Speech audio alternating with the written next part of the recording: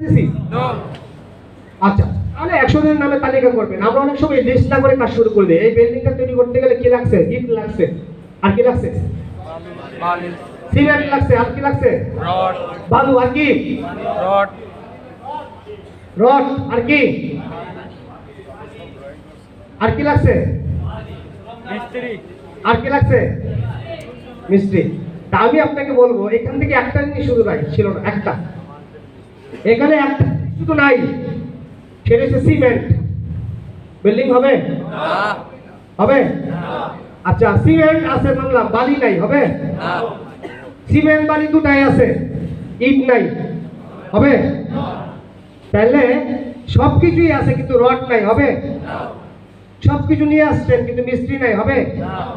তো আমি আপনাকে বলবো যে এখানে যত জিনিস লাগে প্রত্যেকটা জিনিস, আর একটা জিনিসও যদি শর্ট থাকে, যেমন একটা বিল্ডিং তৈরি হবে না, এখানে যদি এই 7টা জিনিসের মধ্যে একটা যদি শর্ট থাকে, আপনি এখানে ক্রাউডেড হতে পারবেন না,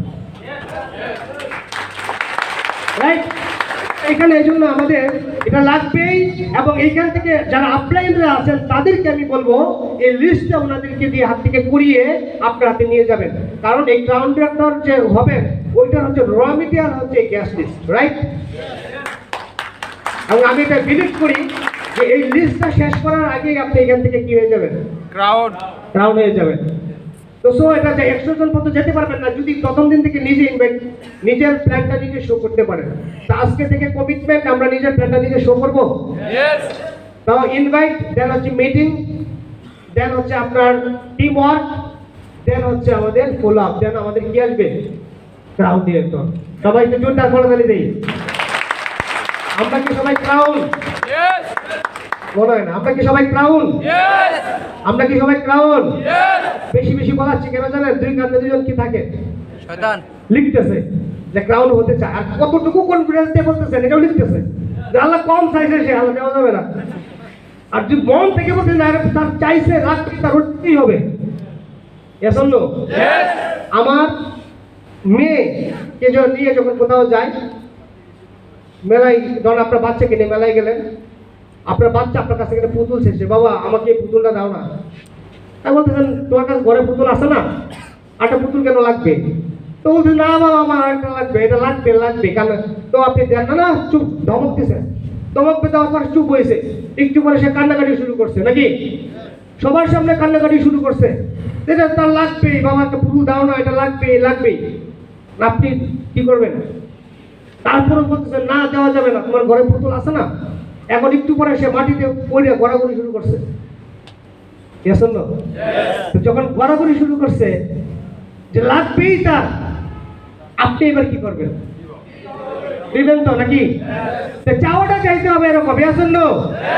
আমরা চাই যে বাবা আল্লাহ কাছে চাই যে আল্লাহ দেও, দিবে না। ওই বাচ্চাটার মতো চাইতে হবে যে পাওয়ার এখন তো আল্লাহ কাছে চিনে আনতে হবে। আল্লাহ তাআলা বলছে কাজ করো, ফল আমি নিজের হাতে দিব। আর আমি বিশ্বাস করেন, আমি প্রথম দিন থেকেই আমি হয়তো রাতের আধারে আমি আমার ডিস্ট্রিবিউটরের বাসায় প্রোডাক্ট নিয়ে গেছি, কার্টুন ভরে নিয়ে প্রোডাক্ট নিয়ে গেছি, ব্যাগে ভরে আমি প্রোডাক্ট নিয়ে গেছি। কেউ দেখে নাই, দেখছে কে? আল্লাহ তাআলা।